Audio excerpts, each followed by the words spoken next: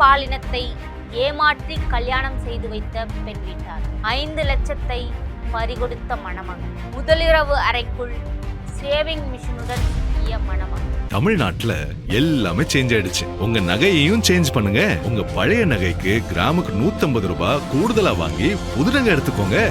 அதே கம்மி சேதாரம் தான் உங்க லலிதால மட்டும்தான். ஆச்சி மசாலா, எந்த சமையலும் ருசி தேடும் ரகசியம் 20 ரூபாய். Welcome to king viral news. Arrange marriage பண்ண போறீங்களா?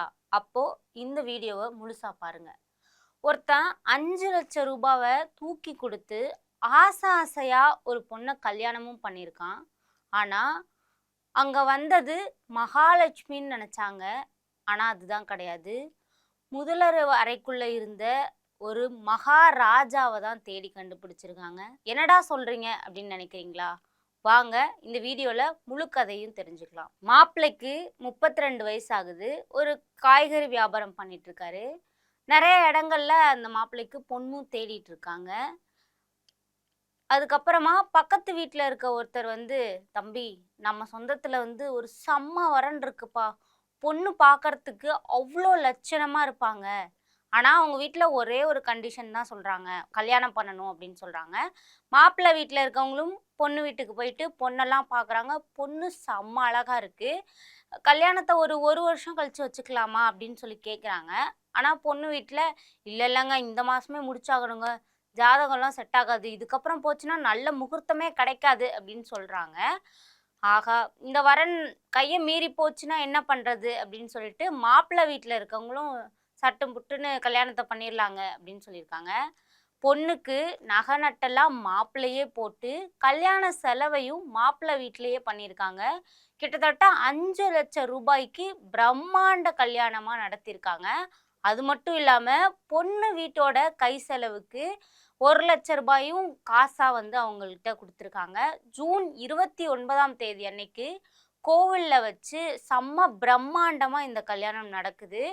நம்ம மாப்பிள்ளைக்கு ஒரே சந்தோஷம், ஐயோ அந்த பொண்ணை நம்ம கல்யாணம் பண்ணிட்டோமே, அடுத்தது என்ன முதலிரவு தான் அப்படின்னு சொல்லிட்டு ஒரே ஆனந்தத்தில் மிதந்துட்டு இருக்காரு.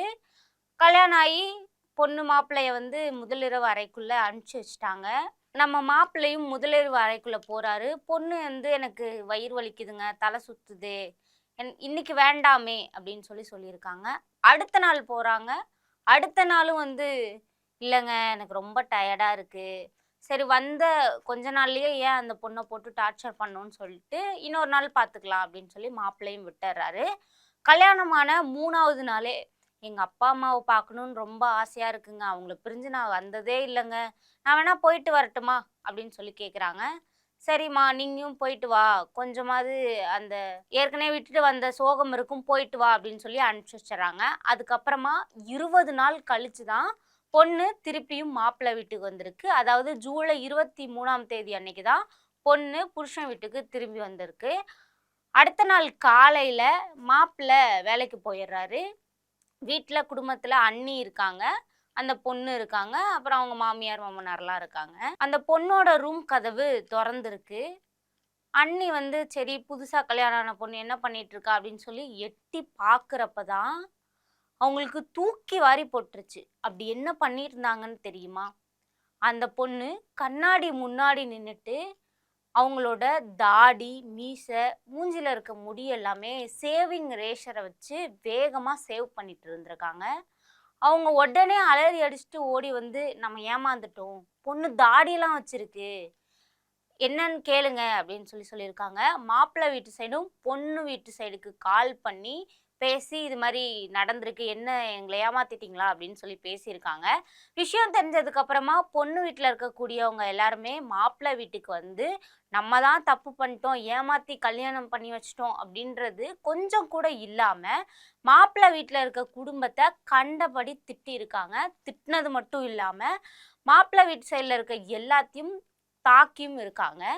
மாப்பிள்ளை சும்மா இருக்காம 5 லட்சம் ரூபாய் பணம் செலவு பண்ணி கல்யாணமும் பண்ணிட்டு பொண்ணு திருநகைன்னு தெரிஞ்சா எவ்வளோ கஷ்டப்படுவாரு. நேராக போலீஸ் ஸ்டேஷனுக்கு போய் கம்ப்ளைண்ட் கொடுத்துருக்காரு. இது மாதிரி எங்களை ஏமாற்றி கல்யாணம் பண்ணி வச்சிட்டாங்க, விசாரித்து நீங்கள் தான் இதற்கான ஒரு தீர்வு சொல்லணும் அப்படின்னு சொல்லிட்டு பொண்ணுக்கு இப்போ அந்த பாலின அடையாளத்தை மறைச்சு கல்யாணம் பண்ணனால ஒரு டெஸ்ட் எடுத்து அது உறுதியாயிடுச்சு அப்படின்னா பொண்ணு வீட்டு சைடில் இருக்கவங்க எல்லாமே கைது பண்ணிடுவோம் அப்படின்ற மாதிரி போயிட்டு இருக்கு. இப்போ இது சம்பந்தமா ஒரு 5 பேரை அரெஸ்ட் பண்ணியிருக்காங்க. என்ன நடக்குது அப்படின்றத பொறுத்து இருந்து தான் பார்க்கணும். இந்த சம்பவம் தமிழ்நாட்டில் நடக்கல, மத்திய பிரதேசத்தில் இருக்கக்கூடிய சாஜாப்பூர் அப்படின்ற இடத்துல நடந்திருக்கு. பொண்ணோட ஊர் அதே மாவட்டத்தில் இருக்கக்கூடிய ராஜ்கரில் இருக்கக்கூடிய பச்சோர். வழக்கு பதிவு செஞ்ச காவல் நிலையம் கோட்வாலி அப்படின்றது தான்.